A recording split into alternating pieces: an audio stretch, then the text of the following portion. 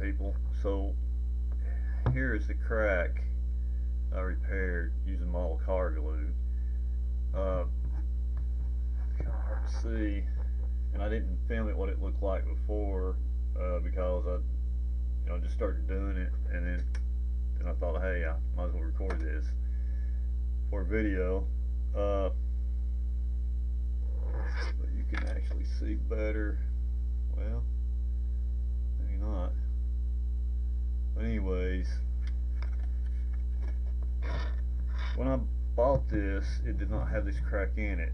But according to the photographs, but when I received it in the mail, there's a nice big crack right there.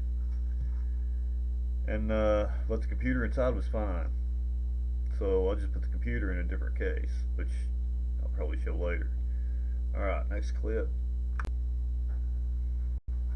So, with the exception of this crack, the case is in perfect condition. I've got to clean up a few marks on it, but other than that, it's in perfect condition. It's got all its posts. It's got its tabs. They're intact, all three of them. And it's just you gotta be careful. Those tabs break real easy. I can't get it closed. There it goes. But yeah, the case is in fantastic condition. So my plan is to put this Keyrah.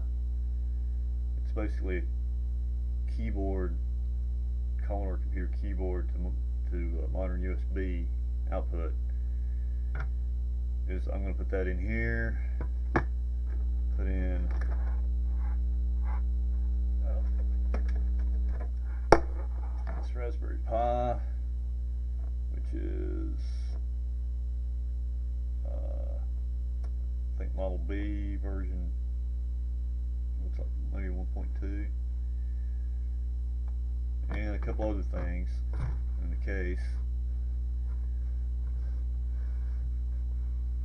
And you'll watch me do that here in just a moment. Alright, a little backstory about the Commodore Keyrah I've got here and how I came across it. And this goes back to the story that I was telling in a few videos ago about this machine. Okay, so when I got this machine, it did not have a Commodore 64 in it. It didn't have a board in it. It had this Raspberry Pi, and it had this Keyrah, and it had some connectors coming out to the back, and they used the putty stuff for the connectors. Well, I took all that out, and I put a real 64 board in here. So this is now a real Commodore 64 in a Audi case. I like the case.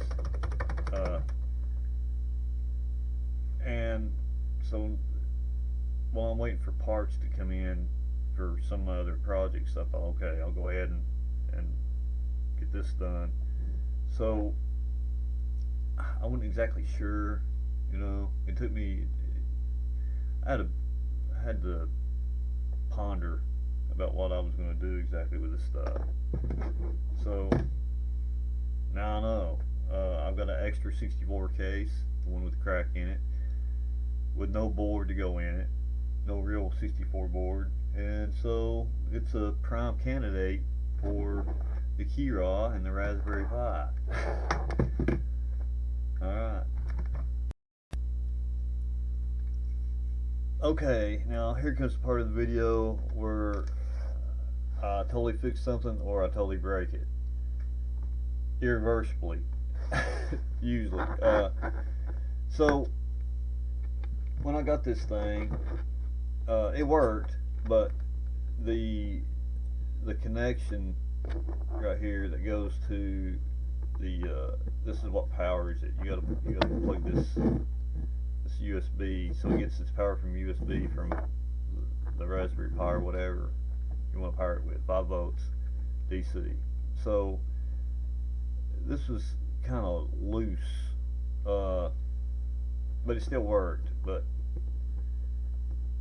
roughly intermittently, and that's because this thing sticks up really high up in the case, and even though the Commodore 64 case, the red bean case, it's kind of big. I mean, you got lots of room inside. It was still like hitting stuff and making it wiggly. And so my thought is to, and I'm gonna have to resolder these joints because they're a little loose. But my thought is I want to bend those down. My first thought is to put this plug on it and bend it like that. And my second thought is to use these little pliers to bend it, but I don't think I can get an even,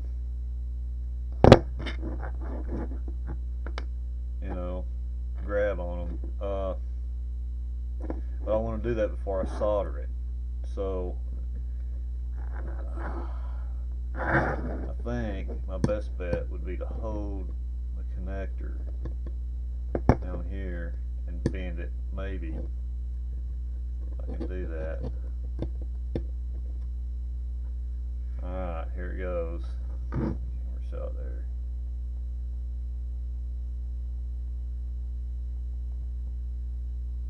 That should be good enough.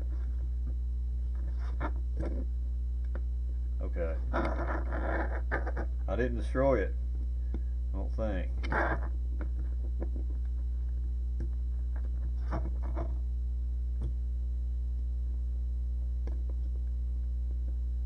But the question is the connection's going to be good enough? I don't know. Just have to see.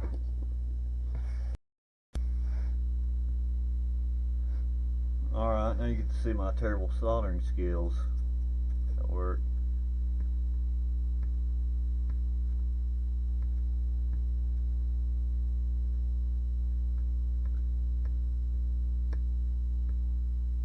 Man, it's terrible, dude. Let's see. Way too much solder on the pan here. Some of that off. Holy moly, dude. It's packed on there.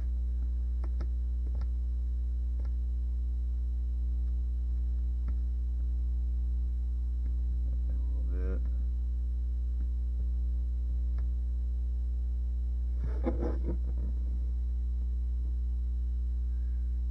Eh.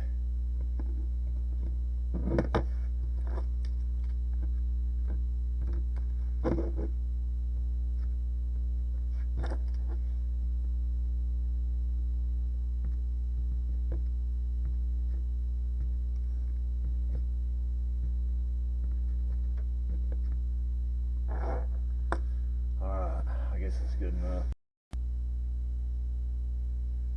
Alright, so I was going to mount this with 2 standoffs. Got sticky tape on the bottoms of them there, and protruding at the top there, and 2 screws. I'm going to put that right in there. On the Raspberry Pi, I'm using standoffs too, but I had to clip the ends of them so they would fit in the holes on the Raspberry Pi. It ain't no big deal, but they're flopping around right now, but when they're on the board, all 4 of them, it should stabilize it. Before I put this in, if you notice right here, I've soldered the video cable to the AV port, because using an ordinary the AV adapter doesn't give a good composite signal. It's all messed up for some reason. I don't know why, and it's like that on this Pi B, and also the Pi A I've got, and also on the Pi Zero, same thing. No, not the Pi Zero. I'm sorry, it doesn't have AV out, but on the B and the A, I had to solder a composite video to the bottom of it. If anybody else has had that problem, let me know. Maybe it's set up for PAL or something. I have no idea why it's doing it. So, but the solution is to just solder the composite RCA jack to the correct points on the board, and that fixes it. Alright, so I don't have the keyboard in the Keyrah yet, but I've got the light hooked up, so the Keyrah is getting power, and the 64 is up, so we're almost there. And here we are, using a DVD case, a plastic case. I made some covers to cover some of the portholes, the user port and the cartridge port. My HDMI output's kind of a little bit crooked. That's okay. I got the power input right here and external USB right there. I'm leaving this port open because I want to put an SD card reader extension, and leaving this port open because I want to put the RCA video out there. So I want to run the image SD card that provides basically the operating system for the Raspberry Pi. I want to take the SD card extension cable out of the Taiwan, which I still use the Taiwan, but I don't need the SD card reader extension. It's got a USB port on the back, so that's sufficient. So I'll still use it, but without the extension cable on it, and I'll put that in here and run it out the cassette port opening, because I want to be able to just stick an SD card in and change the image on the Raspberry Pi without having to take the case open again. And I've got the Raspberry Pi kind of at an angle. It's in there good using standoffs, but I followed the tension of the HDMI cable, and that's why the Raspberry Pi is at that angle.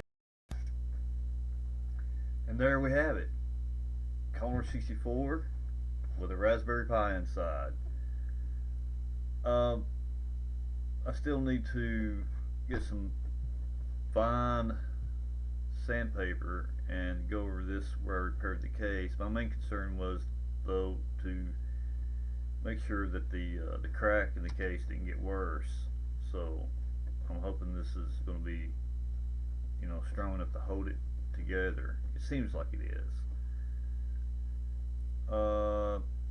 Need to run the SD card extension cable out to the back to the cassette port, because I still want to be able to create different emulator images and plug them in the back without having to take the case open.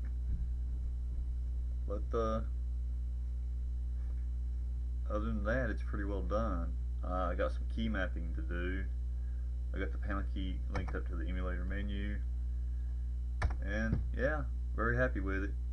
Need to clean it up a little bit more, but yeah, it's working good, and didn't take too long. If you got the parts, you can put these together pretty quick. Alright, Scotty with Scotty Animation, give a thumbs up or a thumbs down, and I'll talk to you later. For more content, you can visit www.scottyanimations.com. There's a lot more stuff on there.